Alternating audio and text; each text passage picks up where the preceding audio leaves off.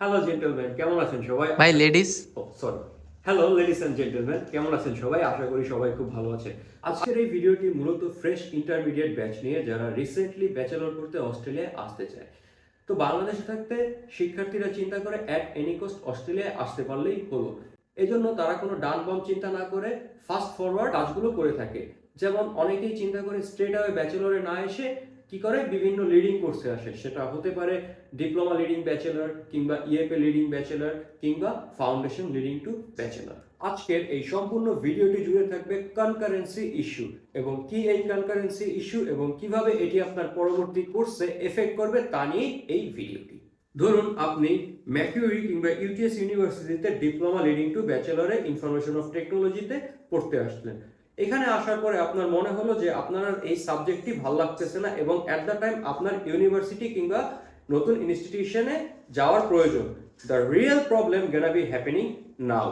আপনি চাইলেই কিন্তু এখন আর কোর্স চেঞ্জ করতে পারবেন না, কারণ আপনি কনকারেন্সি ইস্যুতে পড়বেন। কনকারেন্সি ইস্যুটা কি, এটি নিয়ে আজকের এই আলোচনা।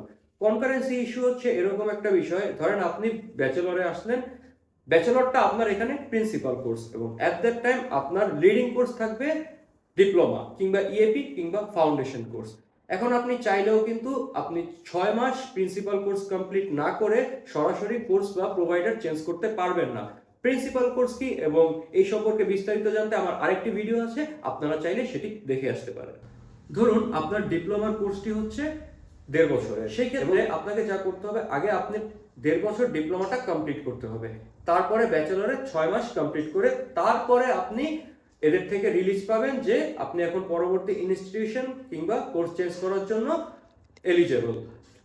দেখুন এই ক্ষেত্রে যে প্রবলেমটি হয়, ধরেন আপনি ব্যাচেলর অফ আইটিতে আসলেন, কিন্তু আসার পর মনে হলো যে না, আমি ব্যাচেলর অফ আইটি পড়বো না, আমি পড়বো হচ্ছে আর্লি চাইল্ডহুড কিংবা অন্য যে কোনো কোর্স, কিংবা আপনি ডিপ্লোমাই করবেন না, আপনি সরাসরি ব্যাচেলরে পড়তে চাচ্ছেন।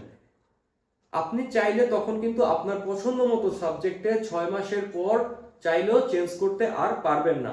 সেক্ষেত্রে আপনাকে 1.5 বছরের ডিপ্লোমা আগে কমপ্লিট করতে হবে, তারপর ব্যাচেলরের 6 মাস।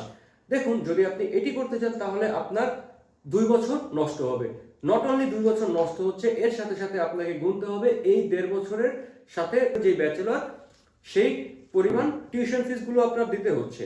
সো ব্যাচেলরে যারা আসতে চাচ্ছেন তাদের কাছে আমার একটা ঠিক আসলে অ্যাডভাইস না, আমি বলতে চাচ্ছি যে তাদের কাছে আমার একটা সাজেশন থাকবে। যদি আপনার মনে হয় যে আপনি অস্ট্রেলিয়া আসার পরে আপনার চেঞ্জ অফ মাইন্ড হতে পারে, সেই ক্ষেত্রে আপনি সরাসরি ব্যাচেলরে আসার চেষ্টা করুন।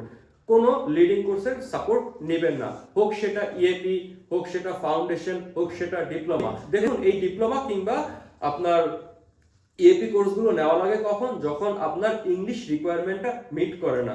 সো আমার সাজেশন থাকবে যে আপনারা ডিপ্লোমায় না এসে সরাসরি চেষ্টা করুন ব্যাচেলরে আসতে। So think twice before getting your COE. Don't try to take 2 COE at that time. Try to get 1 COE and welcome to Australia.